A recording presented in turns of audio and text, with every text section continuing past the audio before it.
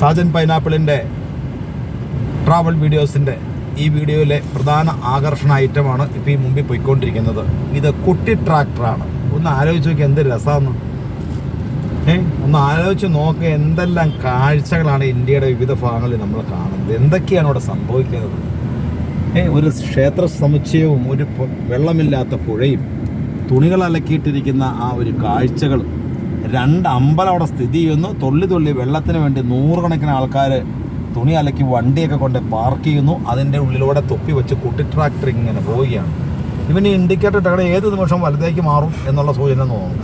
ഇതേ വന്നോക്കിയ കരിമ്പ്, ചോളം എന്താ കാഴ്ച.